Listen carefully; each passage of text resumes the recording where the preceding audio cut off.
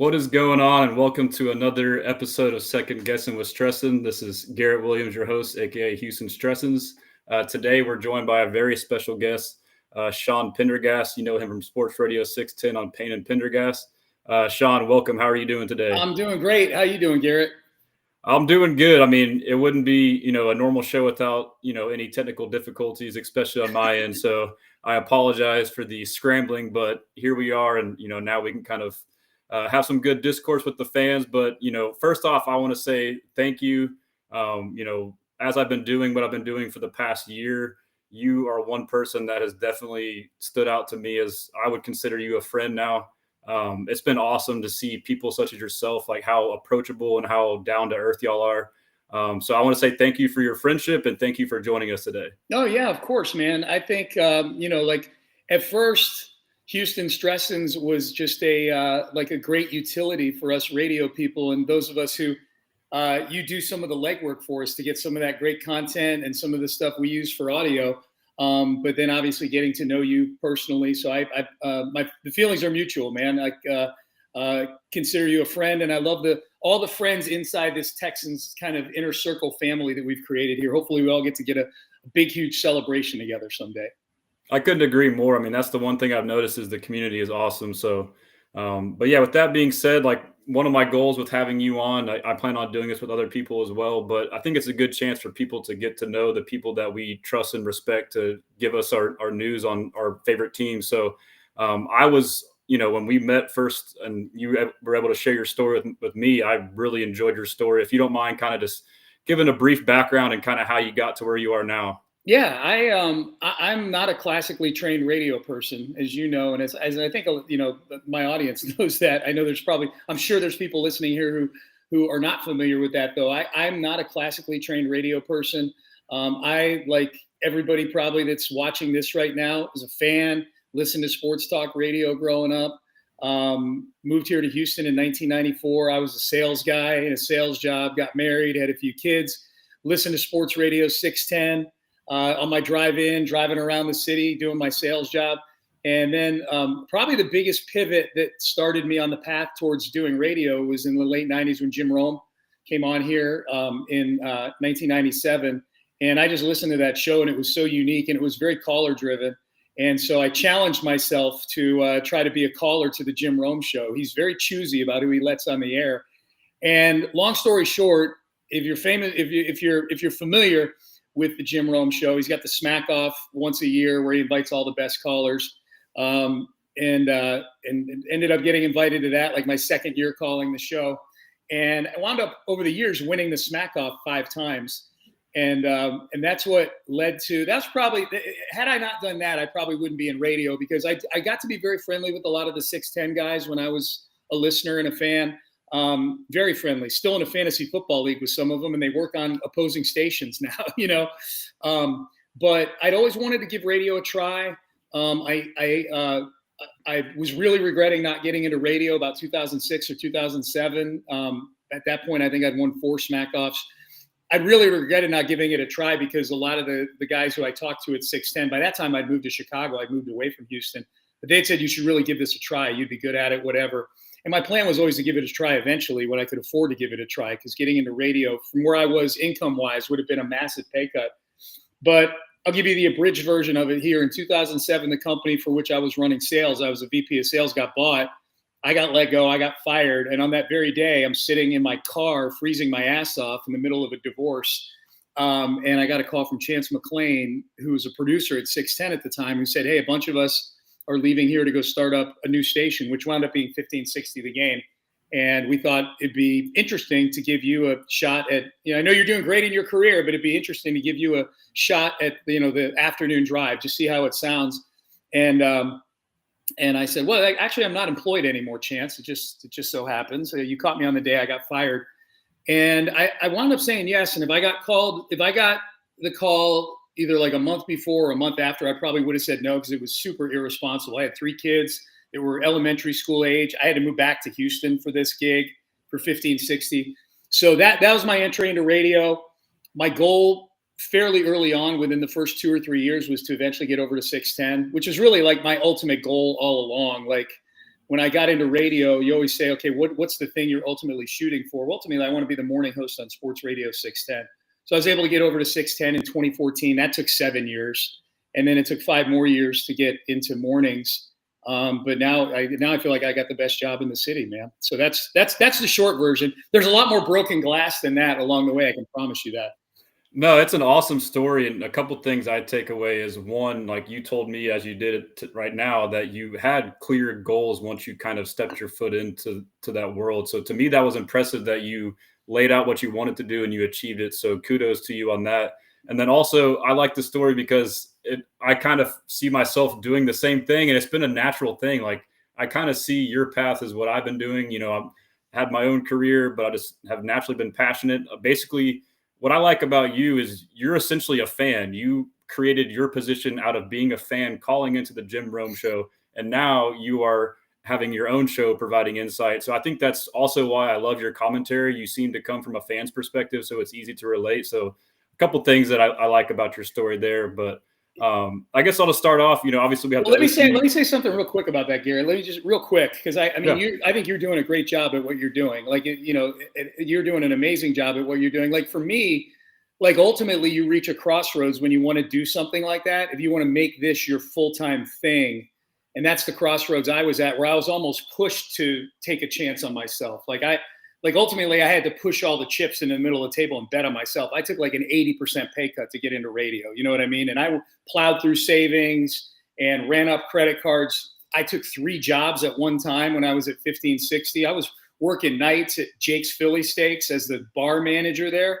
I have a finance degree from Notre Dame, and I'm a bar manager. I got a finance degree too. Yeah, which I never put to use. I went straight into sales. I didn't know shit about finance. So I, like I say all that because I think there's probably people that are in the chat or watching this that there's a lot of people that are unhappy doing what they're doing, and I was very unhappy doing what I was doing. I was just really lucky that somebody thought to call me on the phone and say, hey, we think you'd be good at this exact thing that I had been killing myself for not trying when I was 22 years old. So my big lesson to people or takeaway is, one, always keep your network alive. Always sprinkle that network, man. Keep in touch with people. And at some point when it comes time to bet on yourself, just be ready to bet on yourself. There's no to make a huge shift like that.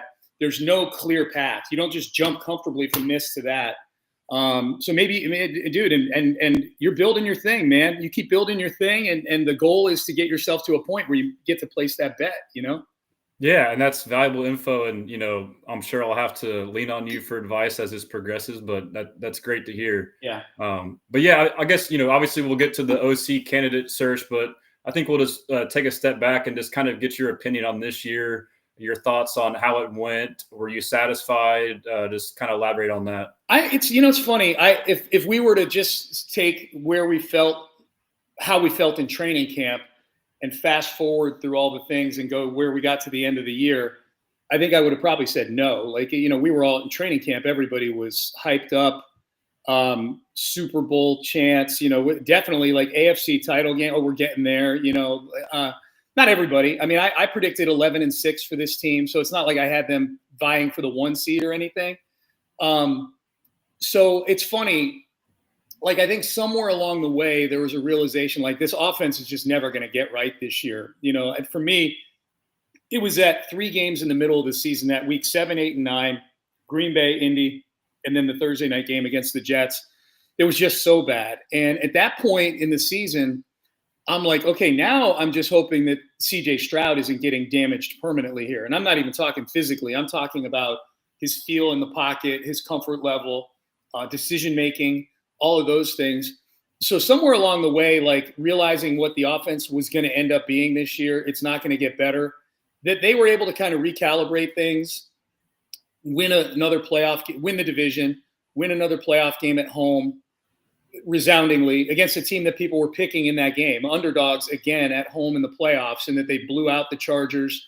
And then I honestly, I feel so many of the things, unlike last year against the Ravens where they were just outclassed, I feel like this year, it's like D'Amico says, there was a lot of the Texans beating the Texans. I know there's frustration over the referees and whatnot. They didn't lose the game because of the referees. Didn't help.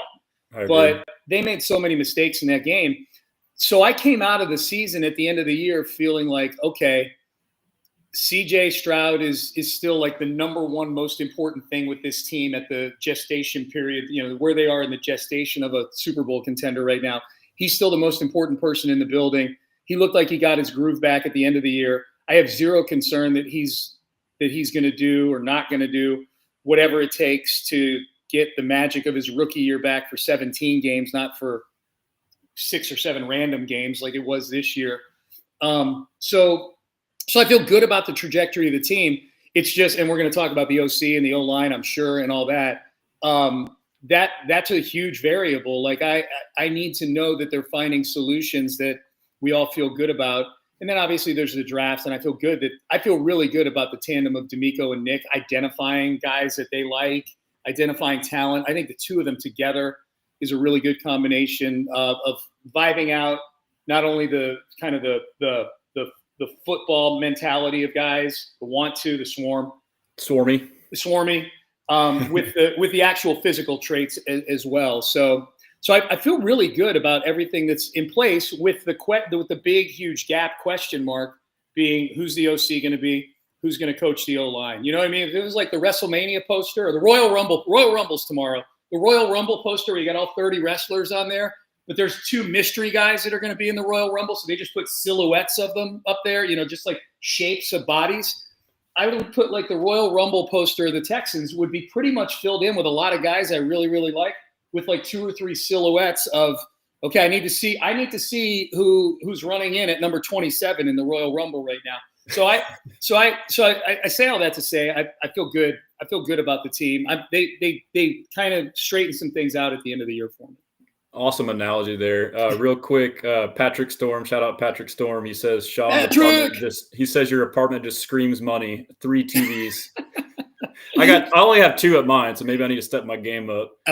Dude, my wife, it's funny. I put those 3 TVs in when we moved in here, and my wife still owns the TVs. Like when it's, she's still like, okay, are you done watching The Bachelor yet? Are you done watching this?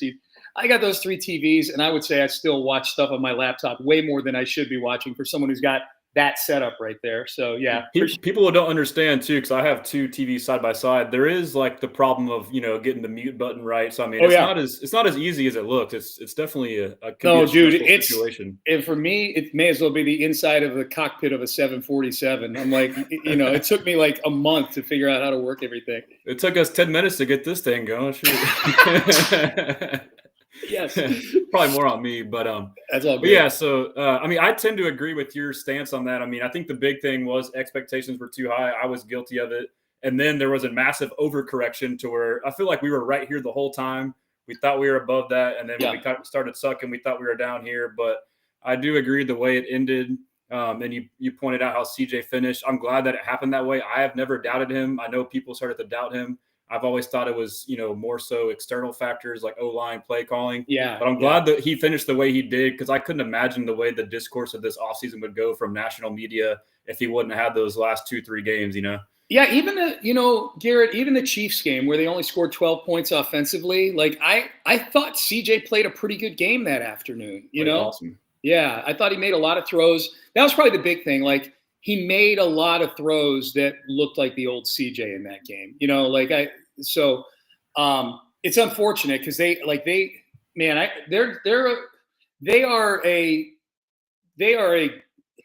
getting the offensive line back to at least being average and maybe 1 or 2 other pieces away from I think being able to host a division round game. That's a big thing. If they just take care of their business in the regular season, then that's what beat them in that divisional round game as much as the Chiefs, was that they were on the road for that game. Man, they had 3 or 4 games this year that literally the tweets after the games are like, 2 teams since 1960 have lost a game when and the Texans are now the 3rd one to do it. You know what I mean?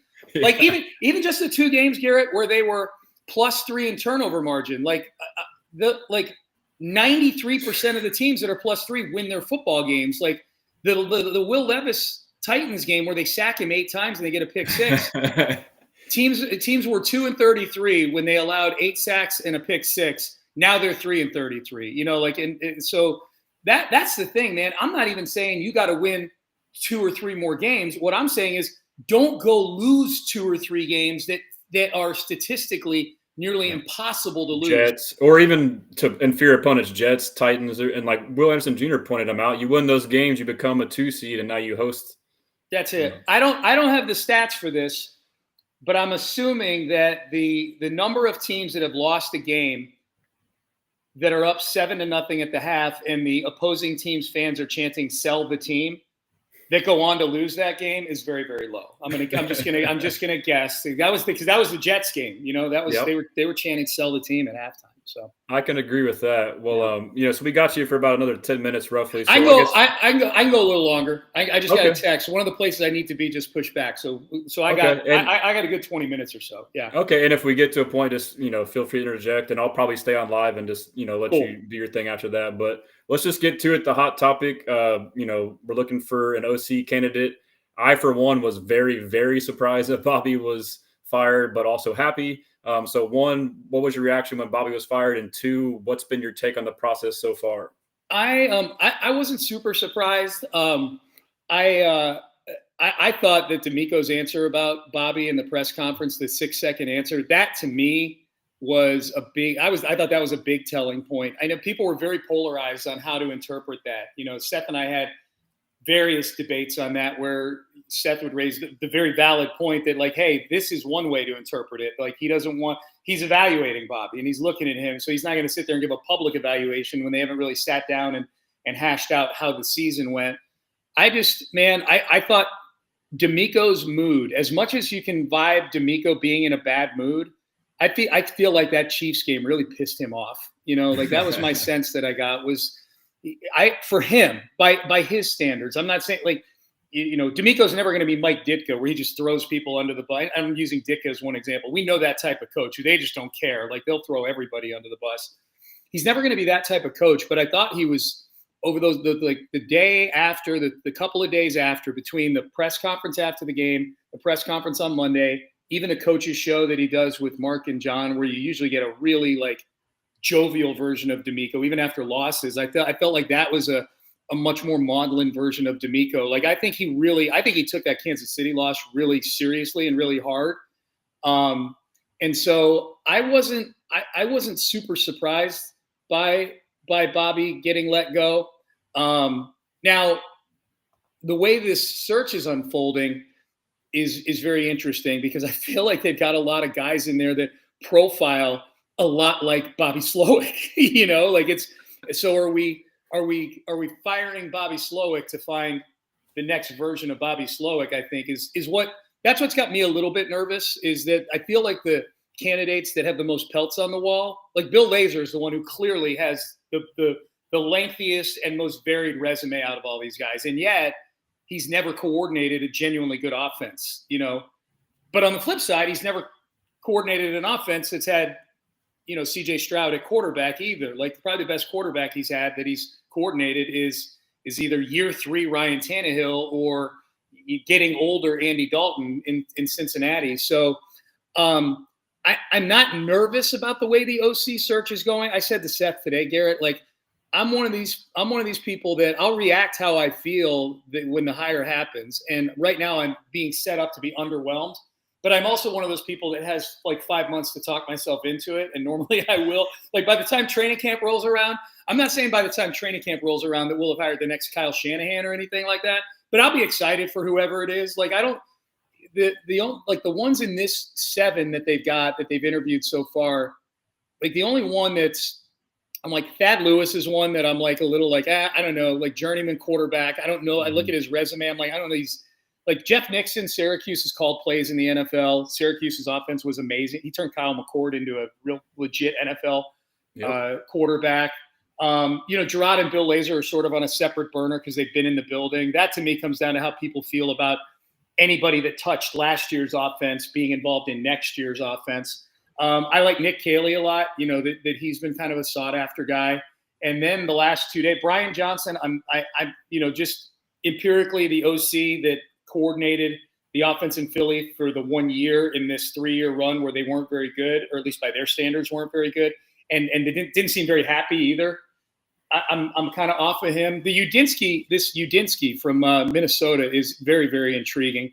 And the thing about him is he's got a job title right now where theoretically you could get him in the building as the QB coach if you wanted to. He's an assistant QB coach. So as long as as long as you're moving upward, then you can move on. So I just like what Kevin O'Connell said about him. The quote where he said, "I feel like I was interviewing a guy who could put together a car. Felt like I was interviewing for a job at a car wash." You know, so I'm like intrigued by the group, but I'm not enthralled by the group. I think ultimately it just comes down to the offensive line and CJ Stroud. Like someone's got to get this O-line right, and we got to count on CJ that he's taking all the measures he can to make sure that next year doesn't look like this past year. Yeah, I mean, it's tough. I think there's a lot of good candidates, but I think as fans, I feel like we're being way too impatient. It's been, yesterday was 6 days. It's been 7 days since the firing. These things can take 3, sometimes 4 weeks to happen. So I feel like, I have been very adamant about still trying to, because I know a couple of days ago, it all of a sudden became a thing where Chip Kelly was not talked about. And that's just pure speculation on both ends. But I've been trying to preach hey guys, we don't know. Sometimes no news is good news. So I'm kind of holding out for optimism that, we've only interviewed 7 or 8 guys. Sometimes you interview up to 14. So that means we're just over halfway through the candidates. So there's still a lot left. I think another part of it too is the fact that Nick seems to run a tight ship. It seems like none of these reports are coming out until the interviews happen, the most of them. So if that's the case, then people aren't really in the know. So it's tough though. As fans, we can only deal with what we see. And you try not to get too worked up. So I've been trying to keep that lens. Do you think that there may be some candidates we haven't seen interviewed yet that might enter the fold late that could be the potential OC? For sure. Did anybody even? I didn't know who Udinsky was until Schefter announced that he had already interviewed with the Texans. To your point, Nick and D'Amico as a tandem. It's amazing now that Jack Easterby's out of the building how few leaks there are. Nick and D'Amico as a tandem do a really good, and this goes back to before they drafted CJ in 2023. They do a really good job of keeping things buttoned down. The leaks do not get out. So I absolutely think there could be more candidates. I almost hope there are more candidates. You know what I mean? If this ultimately is the 7 that they've settled on here, that they fired Bobby Slowick over that, I would be a little underwhelmed. So I think so. And I think the other thing, just to point out, just sheerly logistically, not that you can't interview guys over Zoom, or that some of these guys weren't in Mobile, but Nick and D'Amico have been in Mobile all week long at the Senior Bowl. So it's not it's not like they've been able to put their full focus into it. By my count, I don't think there's many OC jobs open right now that they're necessarily competing with. I think of the OC jobs that are out there, they have the best one. So, unlike in the past where they were looking to fill a staff and you've got a bad football team or bad quarterback or whatever the case may be, I would think that any OC candidate who A, looks at the depth chart and sees how much talent there is on the depth chart, B, has watched the film from when it was good here, and I say good, it wasn't great, but it was good. But then the film of this past year where you saw what went wrong, I would imagine there's some good coaches out there that probably see some easy fixes for some things, just schematically or communication-wise or whatever it may be. So you add those two things together, and I think it makes for a really, really it makes for a very desirable opening. So if it continues to drag on, on the show today, demanded a deadline of Wednesday of next week to get it, just because I'm thirsty for the content. We're fans. I know I'm impatient. I also demanded a deadline of tonight for the Astros to pull their offer off the table to Alex Bregman. Astro fans didn't like that, but I'm impatient. I want my shiny new things. Long answer to your question. I definitely think there could be more candidates in the mix. Absolutely. So I guess I got a couple of follow-ups. I mean, for me, there's a couple things. One was I personally do not want another inexperienced OC. Whether that OC could be the next great thing or not, to me, it's more of a risk or a gamble. I'd rather go with someone proven, given what we saw from Bobby Slowick. I feel like one of his biggest downsides was his inability to adapt, and that's why he failed, and that came from inexperience. So, one, what are your thoughts on the inexperience aspect if you want to get a candidate with that? And 2, the Shanahan scheme. I mean, I feel like I have my own qualms to pick with that as far as the pass protection. Supposedly the quarterback can't call the pass pro. It seems like there's way too many condensed formations, and the opposing defenses now you invite defenders into the box, and these blitzes start beating us.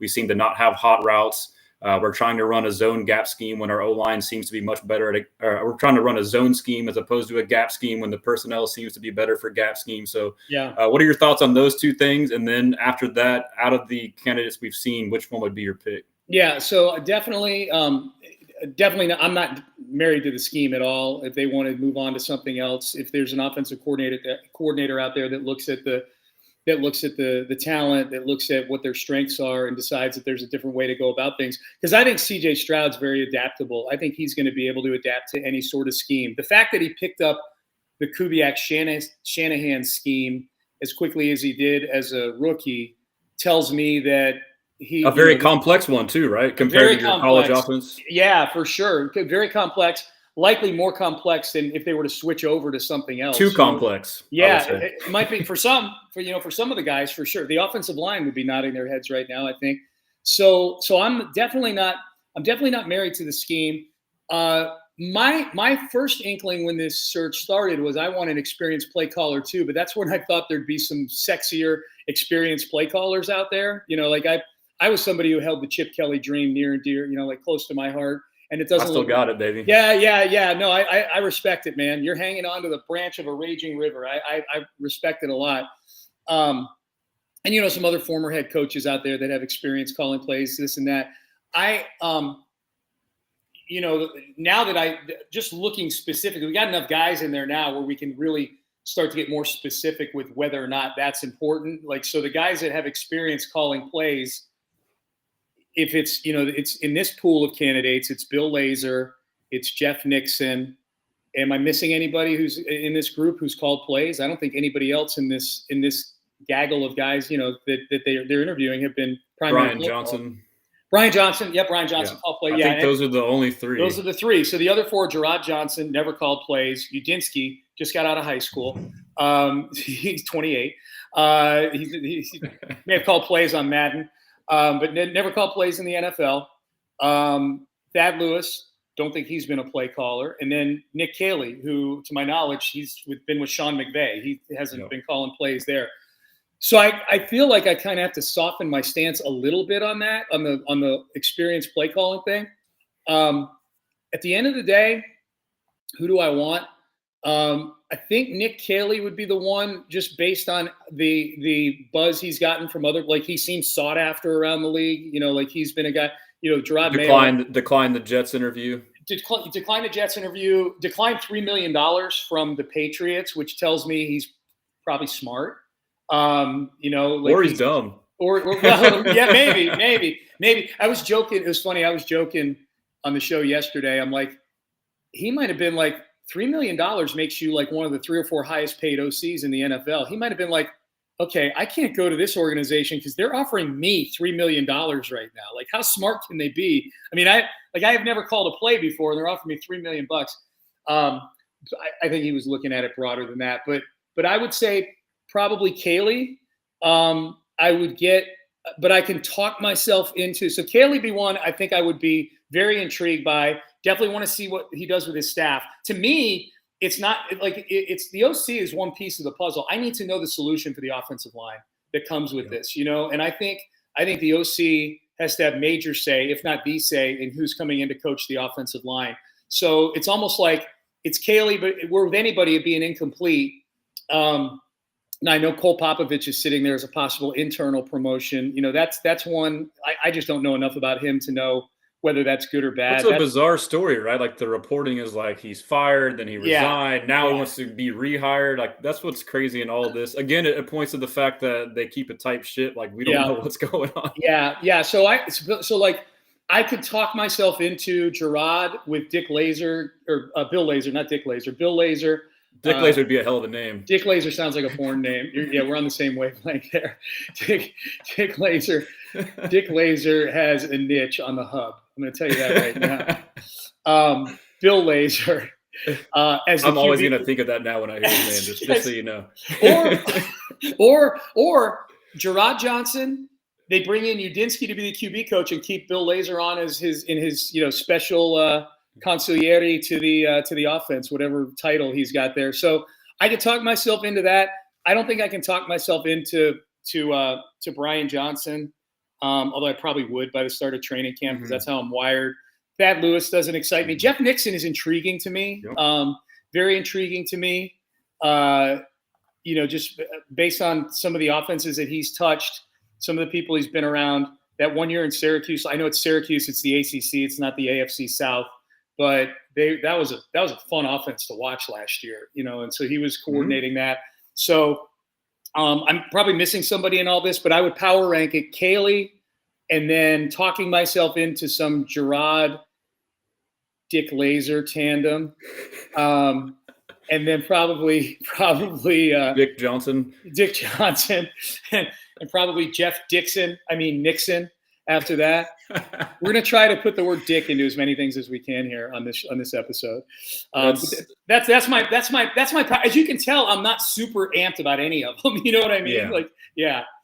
So my hope is, like, from the research I've done, like, it tends to be that typically if you have a guy or multiple guys that you want to be the guy, you tend to interview them later. You get all the fluff out of the way before guys that you're just getting intel on, learning stuff about other schemes, or a point we didn't bring up, but I know you and Seth have brought up. You're also looking at guys that, one, you might hire with your ultimate OC to be on your staff, or it's a down the road thing. I mean, a lot of these guys we've seen have repeat interviews, so it's, it could be down the road, and we also have to factor in the fact that this is a unique position. We're not, as you alluded to earlier, it's not like in years past where the whole staff was fired or somebody was fired because the team is bad. Like, we are a contender on the cusp of being a legitimate contender. Yeah. And really, in my opinion, D'Amico just fired him because he's being greedy and wants to make that next step.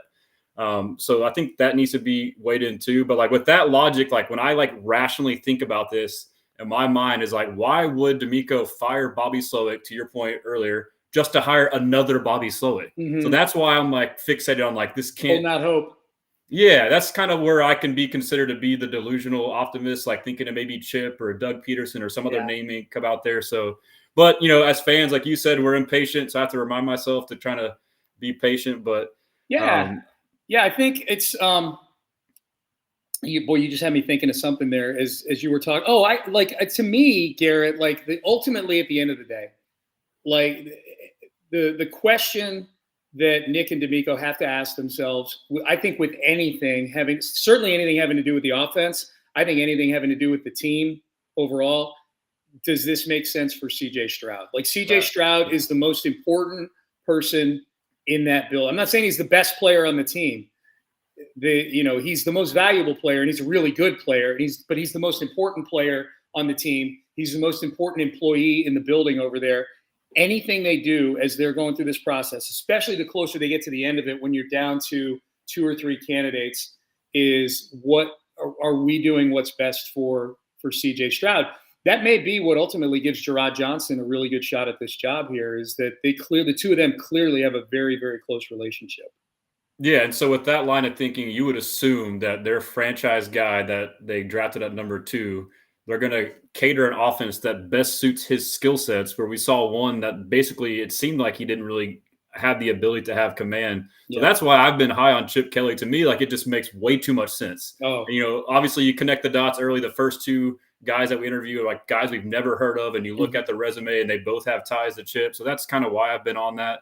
And I counter to people hey, there's still the recruiting cycle. He could have a buyout clause that, could, drastically decrease after a certain date. Yeah. Typically college coaches, they typically finish the recruiting cycle as a good omen to their university rather than just leaving their program abandoned. I mean, these are all things that, again, I could be considered delusional, but I agree. I mean, but I will say no matter what, no matter who we hire, I am still optimistic that the offense will be better next year. Do you agree with that line of thinking? Yeah. Oh, yeah, for sure. I mean, in some ways, it's hard to be worse. They were in the bottom quarter of so many things by the end of the year, in terms of efficiency and just being able to do things consistently, mistakes that were getting made, the penalties throughout the year, all of those things. So I am optimistic it's going to be better. It's CJ Stroud in year 3. I think CJ learned a lot this year.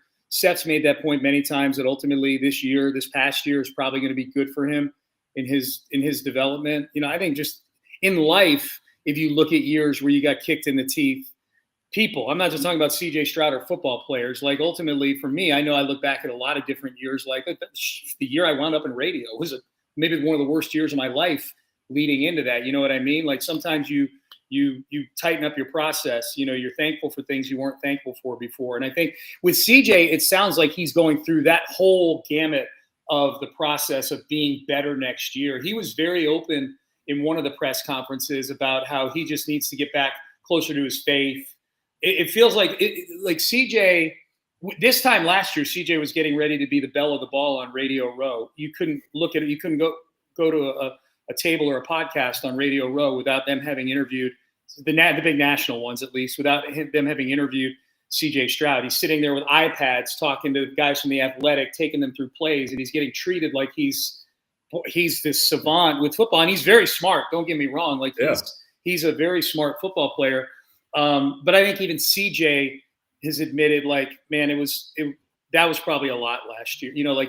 Probably thought it was a little too easy coming into. It was always going to be this way. It's always going to be him either, though, right? Y'all made that point too. Like, I mean, who wouldn't feel that way if you're just like being pumped up in this light? Like, you buy into it, especially at age 22.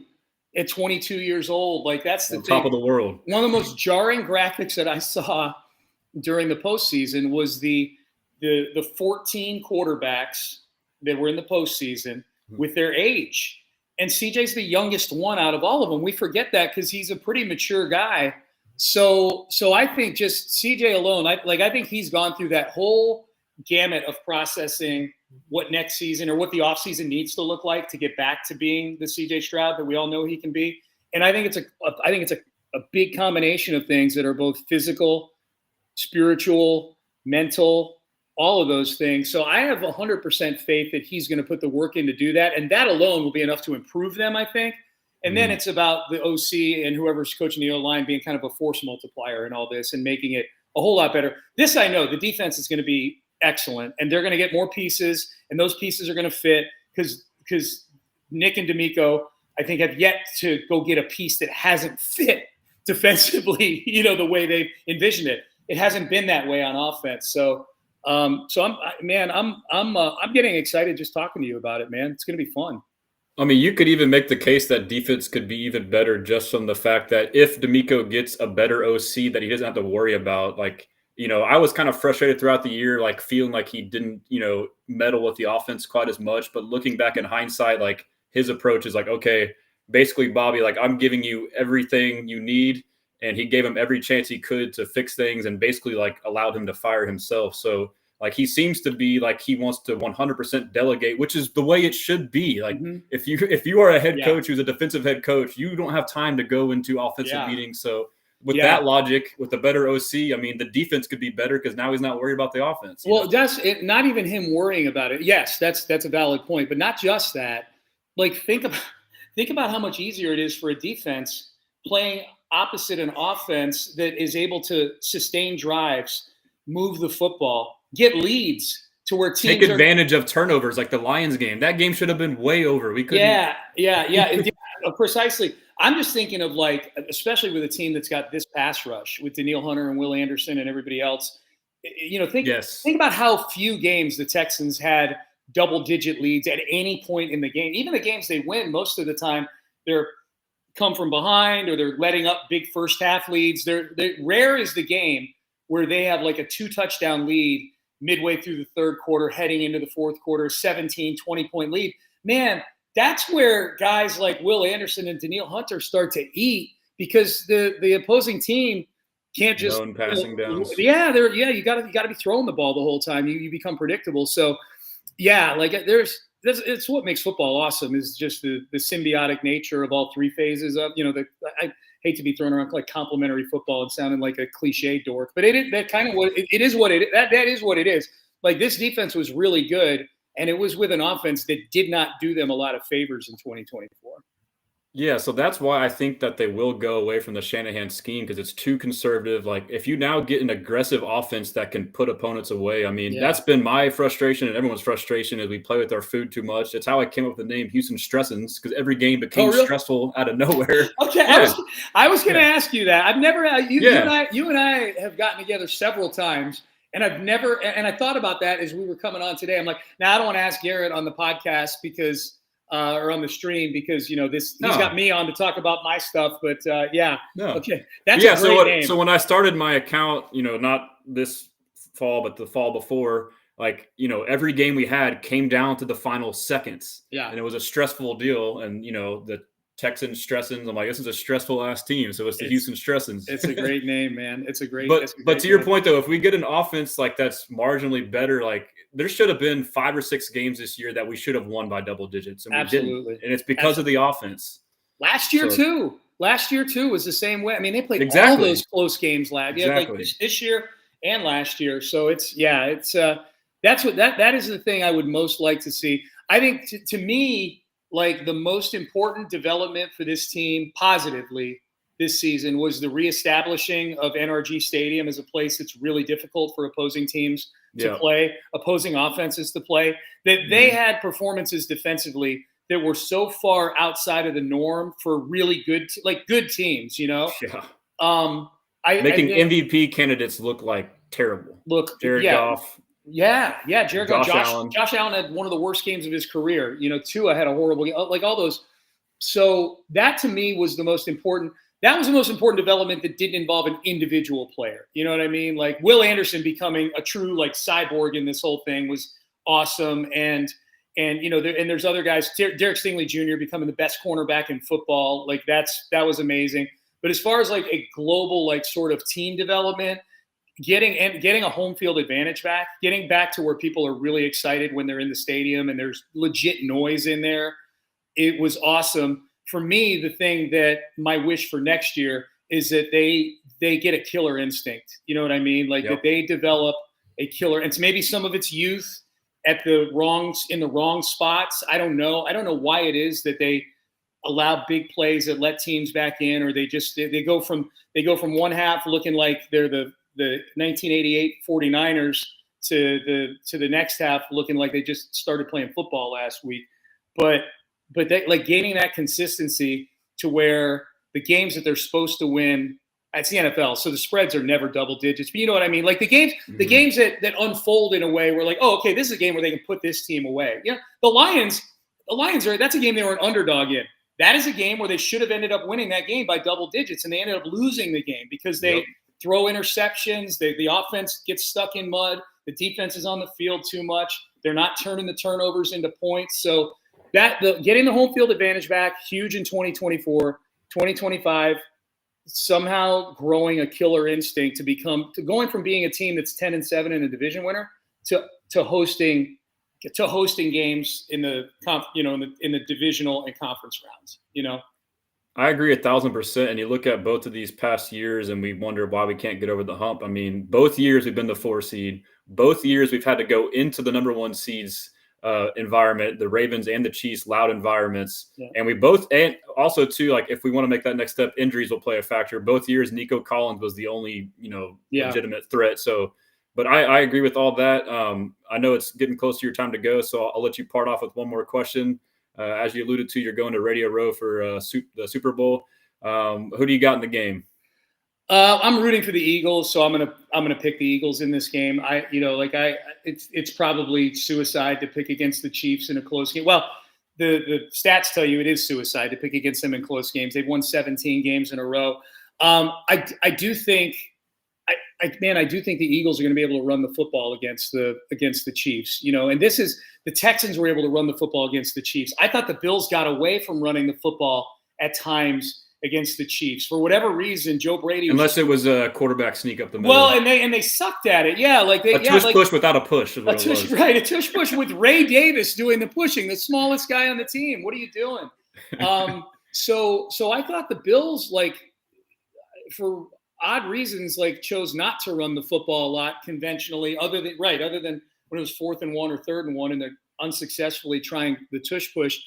I think there's a chance like the Eagles between Jalen Hurts and Saquon Barkley could really, really tear up the run game against – whoops, hang on a second. My Texans logo back there that I had. I kind of like that, though. It's kind of thanks, man. Yeah, filling me out a little bit. It was, but it's only on. It's only up there apparently for a certain amount of time. Oh, you even got the control on your phone. Dang, man. Dude, man, I do. I gotta. Sorry, I'm gonna turn. That is really loud. I need to consult you for that setup. Let's see. There we go. And if y'all don't notice either, look at that awesome view you got there in the background. Oh, dude. This is goals right here. Penthouse suite. There's big time goals. Not the penthouse is That's that. We'll see. 15th floor. It's not. It's not. It's a 40-story building. It's the heavy hitters. Left that part out. It's all right. I got to be a man of the people. I don't want honest man. Yeah, an honest man. So what were we talking about before the TV interrupted us? The Chiefs and the Eagles. Oh, the Chiefs and the Eagles. Have a chance. Yeah, I think the run game for the between Barkley and Hurts, I think can really get them in a bind. And you have good receiver play on the outside. Trent McDuffie's, I don't know how they're going to use him. He typically follows guys, I think. So he'll probably follow A.J. Brown if I had to guess. But, man, between Dallas Goedert, Devontae Smith, that's a thing for me as a Texan fan that I get excited. Like I see the Eagles, there's the whole narrative about CJ's going to get paid someday. And, boy, it's going to get really hard. And it is harder to construct a team. But the Eagles have somehow found a way to pay Jalen Hurts $50 million a year and still have A.J. Brown, Devontae Smith, Saquon Barkley, and Dallas Goedert on the team. So I think the Eagles, ton of weapons. I think they can, this is not a Chiefs team where you got to go, okay, we got to match firepower here. Like this is a Chiefs team that offensively plays it pretty close to the best. They're the much more, it's almost like role reversal from a few years ago. But long way of saying I'm taking the Eagles, and it's half baked in the fact that I'm rooting for the Eagles in this game. I mean, I hate to say it, but I kind of have the exact same sentiments. And if anything, I think the under is a good play potentially. Like you said, the run game and they're running. The clock's going to spin if they're running the football. That's a good. And these are two good defenses too. What is it? I saw 49.5. Has it gone 49.5? That seemed kind of high. I haven't checked it since, but I mean, like you mentioned, the Eagles run the ball, and the Chiefs are like one of the least explosive offenses in the league. They're just kind of dink and dunk, methodical. Yeah. So. Yep. We'll see. But no, Sean, appreciate you coming on. We'll have to do it again sometime. We had over 600 plus live viewers on this platform, and who knows how many on TikTok, and we'll have some additional replays. I've had your information. I should have mentioned earlier on the bottom where they can follow you on Twitter and Instagram if you want to shout it out or you want to promote anything before we go. At Sean T. Pendergast on Twitter, and then at Sean.Pendergast on Instagram. And then obviously the Utopia Football Podcast I have 3 times a week during the season, but probably going to be more like 2 in the off season. Right now, I just did a mailbag episode this week. I'm kind of taking it easy through the Super Bowl.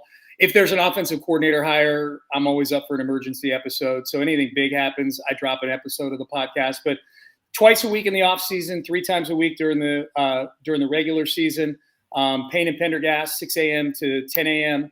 weekdays on the Odyssey app. Download the Odyssey app, and on Sports Radio 610 as well. Houston Press, I write an article a day there. More often than not, it's Texans or football related. And I think that's it. I got a lot going on, man. I work like I'm broke. That's how you afford the 15th floor, Garrett. You write a lot of shit. 15th out of 15 or 15, somewhere between 15 and 40. Yeah. Somewhere between. No, dude, we got I'm kind of sad. I don't think Charlie Heck lives in my building anymore. Charlie Heck lived right below us. It was funny. Oh, man. Yeah, good dude, man. Good dude. So Charlie Heck, Martellus Bennett. I ran into Michael Bennett in the gym the other day. So we got a few. Vanessa Richardson, good friend. Yep. So we got a few. Yeah, we got a few noteworthy people in here. So yeah, it's a fun spot, man. Yeah, I like it. I'll have to come crash your crib sometime and absolutely watch one of the 3 TVs. Next time we do Avalon, do our periodic Avalon meal, we'll pop up here and chill for a little while. Sounds good to me. Well, yeah, thanks again. And whenever you're ready, you can just exit there. But okay. Yeah, if y'all don't, make sure and follow Sean. We appreciate you, Sean. Have a good weekend and enjoy your trip to the Super Bowl. Wish me lots of blessings and not stressings in New Orleans, please. I need all the. That's a dangerous territory there for me when I go to the French Quarter. Okay, noted. I would be in the same position. So yes, I'll definitely be thinking about you and hoping for blessings and not stressings for sure. Throw me them blessings. Garrett, it's great talking to you, man. Thanks. And thank you Yes, everybody sir. for watching. And if you listen to the radio show or any of my stuff or read it, thank you all very, very much. Appreciate you. And go Texans. Thank you, Sean. All right, guys. Yeah, appreciate you guys tuning in. I figured, I would just keep it live and do, a handful of Q&As after the fact myself. Since I didn't get to do my own show this week, normally I do it on Wednesdays and I ramble for an hour, sometimes 2 hours, but be happy to take questions myself. Obviously we got the OC candidate search going on. And if y'all follow me on social media, y'all kind of know how I feel. We kind of touched on some of that with Sean there, but to me, I mean, I'm kind of like put off. Like I'm not put off, but like I'm discouraged how like all of a sudden Chip Kelly's not a name. Like maybe there's truth to it, but like I mentioned to Sean, maybe I'm just being a delusional optimist, thinking that he's still in play. Like I get that there hasn't been reports. I mean, there was the initial reports by Jonathan Jones who said that he was interested in the Jaguars OC job and then also the Texans. And then since then it kind of fizzled out. And then you kind of just hear from people conjecture about, oh, I saw him recruiting. That means he's recruiting and doesn't care. But that could be the case. But like, I'm just like saying, my point is that sometimes no news is good news. The fact that we haven't heard anything about it doesn't mean that he's out of the picture. To me, like the fit just makes way too much sense. I mean, as I said to Sean, like it wouldn't make sense to me for us to fire Bobby Slowick, an inexperienced Shanahan scheme guy who struggled, in my opinion, because of the scheme and the inexperience. His inability the biggest thing I think was his inability to adapt his scheme to our personnel. Our personnel, mainly the offensive line, in my opinion, was not suited to run a zone scheme, which, you're running basically lateral with your linemen. So you want typically smaller, more agile, cerebral O linemen who run out in space and now have to think about this or that, as opposed to the big O linemen that we have that are maulers, where basically say, hey, you just block the man in front of you. And that's it. And it's not a lot of thinking. And then the pass protection rules were a big concern for me. All the big thing in the pass protection was like everything we had, all like most of our pressures were unabated. So, not only did we get pressures up, but like they would get to CJ Stroud in like under 2 seconds because nobody would touch him. And as a result of that, it wasn't, in my opinion, because of physicality or a lack of talent. It was a mental thing. And if you dig deeper into it, in my opinion, if your O linemen are constantly getting beat off of mental mistakes and errors, it has to go to coaching. I mean, last year our offense did great and we had, a patchwork O line. So, all of us going into this year assume, hey, we're getting this guy back, that guy back. Like it's going to be way better. And it was way worse. So, to the point about these pressures happening with unabated rushers being unblocked, it's got to be coaching, like actual technique. But then the bigger overlying issue, in my opinion, is the scheme, like the pass protection rules.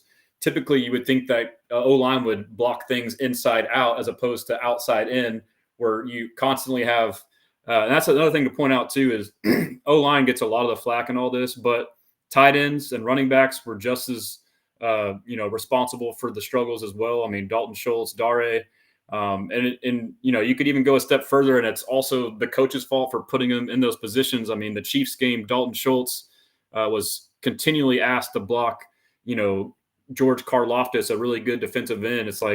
It's just things like that happened where like it just seemed like he wasn't aware of situations and scenarios and matchups. It's very ironic to me with Bobby Slowick because he's this young, innovative coach, but if you didn't know anything about him and you just look at it from what you see, he comes off as like an old, stubborn coach, the kind of coach that says, "This is my offense. I'm going to run it no matter what, no matter what they run. We can run this play. If you do it right, it'll work. Or no matter what the personnel is, you just run it, it'll work."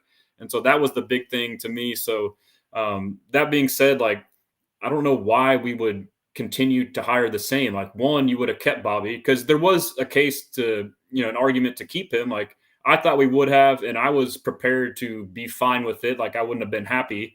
So that's a big element with it. So I don't know that. Like, I still refuse to believe that we're going to hire someone that checks the two same boxes, inexperienced and runs the same scheme. It just wouldn't make sense to me. And if that was the case, like a lot of people have brought up, and I agree, if Gerard is, your primary candidate, then why didn't you fire Bobby in the season and let Gerard run it out and see what he did? Like basically you're playing on house money, getting a preview and see if he's the guy. If he is, okay, keep him on as the new OC next year. Or, if he isn't, then go to a whole new scheme entirely. Shout out everybody that's tuned in, Pat, Brandon. We had Sarah tune in. We got Jose, Dime. Let's see who else we got. Mr. Optimistic. Shout out Mr. Optimistic. If y'all don't follow him on X. He does a great job with Texans content.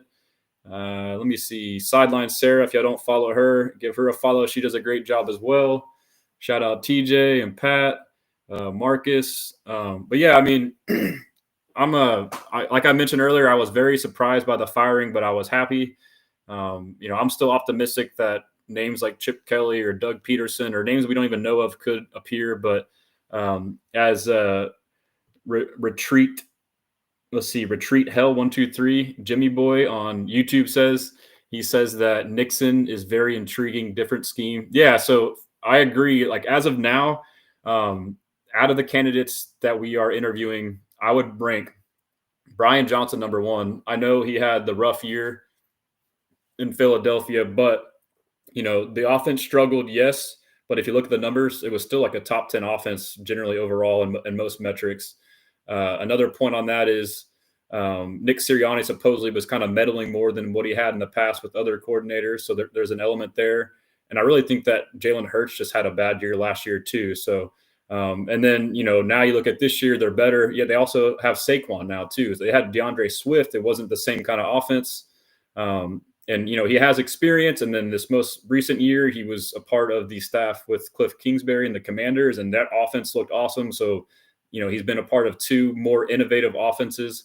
So I would probably put him as like 1A, but then 1B, I would do Nixon, Jeff Nixon from Syracuse. He had an explosive offense, put up a bunch of passing yards, had 1,000-yard rusher, did all this with, a lack of a great O-line. And then after that, I would probably do Kaylee. I don't want the Shanahan scheme. And so my concern with this search right now is, and I think I've pointed this out, but if you're DeMeco Ryans, this was always a concern for me, is he came from San Francisco and their model is their defensive scheme married to the Shanahan offense. And it's kind of like a complementary deal where it's conservative all around, where the offense, is built off running the ball, bleeding clock, field position, ball control, all that stuff. So I do wonder if DeMeco is willing to kind of change this model that he was brought up in and keep his kind of defense, but then now get more of a spread, aggressive style offense to match with it. Sometimes there's pros and cons to that. Like as Sean and I mentioned earlier, the big thing that Texans is we play with our food too much. And I believe a big reason of that is because the offense was, one, not good enough, and two, too conservative. Like we would get a lead and sit on it. But now if you have an offense you can trust, you go for that kill shot, that jugular, and then you can basically end the game sooner. So, but on the flip side of that, though, if you get an aggressive offense, it can be a double-edged sword. You can go 3 and out much quicker with 3 quick passes, stuff like that. So you see it in college a lot. Most of these spread offenses, their offense is, tops in the nation and scoring and yards. But on the flip side, their defense is one of the worst. And that's because they're put in bad situations, whether it's turnovers or quick 3 and outs. I mean, off the top of my head, I just think of Miami and Cam Moore and the spread offense, same offense that I played in under Shannon Dawson at SFA. They were tops in all the stats, but then their defense was terrible. Part of that is how the two marry together. So at the very least, I want a more aggressive offense. But yeah, I've made it clear. If I had to prefer, I would not want an inexperienced guy, and it has nothing to do personally against any inexperienced guy. Gerard, Kaylee, Udinsky, all these young guys, who knows, they could be the next Savant. They could be the next Sean McVay, but to me, it's too big of a risk. It's not worth it. Like we basically did it with Bobby. He was supposed to be this and that, kind of seemed like it. And then, as a natural progression of being a young play caller, you have to go through your peaks and valleys. You have to go through these learning experiences. I would much rather have a weathered, hardened, seasoned play caller like Chip Kelly, which people a point that people make to criticize him, I actually think is a strength. They say, well, look at his, play calling at, in the NFL, he didn't do good. But to me, like, he weathered the storm and has learned through it. Like, you have to go through those moments, especially if you have your own scheme. Defenses adjust each year. We saw with the Shanahan scheme, pretty much league wide, but specifically to the Texans, Dolphins, and Niners. Like, all three of those systems collectively struggle with the same things that all defenses in the league, found ways to counter, those condensed formations and all that. But so, like, my point is, it takes time to, perfectly craft and fine tune your offense. So there's also a misconception about Chip Kelly and his offense, that it's just this super tempo, super spread offense of Oregon days, and the quarterback runs all the time. Yes, his offenses used to be like that, but it has changed. And this most recent year at Ohio State, it was more of a balanced attack. And I've talked about the gap and zone runs.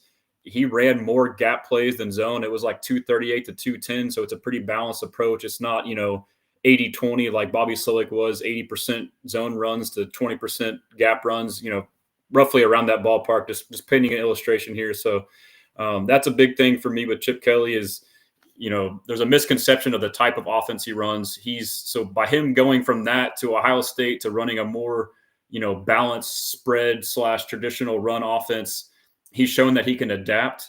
And then the other layer to that is he was under Ryan Day, who Ryan Day considers Chip Kelly his mentor. They were back coaching at New Hampshire together years ago when Ryan Day first started, and basically started his offense off of what Chip Kelly had. And then you also throw in the fact that CJ Stroud obviously came from Ohio State, and he thrived in that offense, which was under Ryan Day, which Chip Kelly just did and kind of modified his offense to fit back into that. So basically, if you were to get Chip Kelly, you have CJ Stroud, who's happy and familiar with the offense. We know that, one of the cons of firing Bobby Slick was having another new coordinator and learning a new scheme. But now if you bring in if you're able to bring in Chip Kelly, you basically just bring in CJ Stroud's college offense. And so now for him, it's not really a learning curve. And then another thing on top of that too, like for other players that have to learn the offense, these college offenses, the whole precipice behind them is making it easier for the players, as opposed to these NFL offenses. They overcomplicate it. Like we saw it with Slowick's offense. Like the play calls are like a freaking playbook long. So it takes 10 seconds to tell the play to the quarterback. It takes another 10, 15 seconds for the quarterback to tell the play to the offense. Then you get to the line, you got 5-6 seconds left. You have no time to read the defense, to diagnose a blitz, to set your pass protection, to make an audible. Whereas now if you have Chip Kelly offense who can go no huddle and tempo, which we need, or they can also huddle but do it quickly. You have, abbreviated play calls, 5, 6, 7 words. You have hand signals to check and do stuff. It's just, I've never understood how there's been these archaic NFL play calls and ways of going about doing it and not changing it. So, these spread offenses, they're more about making it easier for each player to do their job. Like their philosophy is, we just want you to think as little as you can and just play, which is what you want. And honestly, what we saw from our O-line, it was the opposite. They were thinking too much. Even receivers, like, I was frustrated that like when we had these nickel blitzes and stuff like that, there never seemed to be a hot route option. That could have been because the receivers were messing up. Maybe they were thinking too much. Who knows on that end? But, I think it just makes too much sense to me, the fit. And I'd even touch on the fact that Chip Kelly coached DeMeco Ryans with the Eagles. They both are on record speaking very highly of each other. DeMeco Ryans was the captain of Chip Kelly's defense. Chip Kelly called him Mufasa. So they got a great respect for each other. And I do understand the concerns about people talking about referring to LaShawn McCoy and Deshaun Jackson, their experiences with Chip and basically how he was too much of an authoritative figure and, overbearing. A couple points on that I would counter with was one, that was before he was a head coach and not just a play caller. So that's a different scenario. If he were to come to the Texans, he would be under DeMeco and he would be a play caller. And then also, people aren't always going to be happy. Like you're always going to have some people that may not have a good experience. But I almost see that as a positive. If we had an authoritative figure at OC, I really do feel like that was another big reason why Bobby Slowick did not succeed. and this is just pure speculation, I could be wrong, but he did not strike me as the kind of guy that was a get in your face, hold you accountable type of guy. And with that logic, it kind of showed on offense, the amount of undisciplined things we saw, obviously penalties, false start penalties, illegal procedures, just mental mistakes, the O-line, the mental mistakes on communications. And then just a lot of mental errors. Like every week we heard about executing. That's a mental mistake. That's coaching. That's being undisciplined, not doing your right assignment, not getting to the right depth, this or that. And that was a huge flaw in our offense. So, as what some people might see a negative in Chip as him being, I guess, too much of an asshole, you might say. I think we could use some of that on our offense, whether it's him or whoever it is, more of an authoritative figure to kind of set the tone. I mean, I know it's tough, but and that doesn't work unless you have the respect of your players. So obviously last year we struggled. It sounds like, again, speculation, but just hearing stuff, it sounds like Bobby might have kind of lost the locker room. Like players maybe didn't fully believe in his offense, just how we all kind of question stuff. Like they might have been thinking the same thing. So if you don't believe or buy into what you're being told, it makes it that much harder for you to, man, I just heard a noise back there. It scared me. It makes it that much harder for you to, that was hilarious. It makes it harder for you to, if you don't, really truly believe in what you're doing on offense, it makes it that much harder to respect and, receive harsh feedback. Whereas if you respect that person, believe in what they're doing, then you can be more receptive to some harsh criticism. So that's another thing on there. But I know I've been kind of harping on it. I'll probably write an article. Basically, I'm not saying that I think it will happen. Like I'm just thinking logically, and I get people, may report this or that. Like my thing is I just haven't seen any official reports that have came out against Chip Kelly, saying he's not interested or this or that. It's all speculation. Just as I'm speculating he could be a fit. I'm just using my logic as to connecting the dots, what works, what I want for this offense, past history, all that stuff. So I'll probably write an article on it. But yeah, I mean, appreciate you guys tuning in. If there's anything else, just let me know.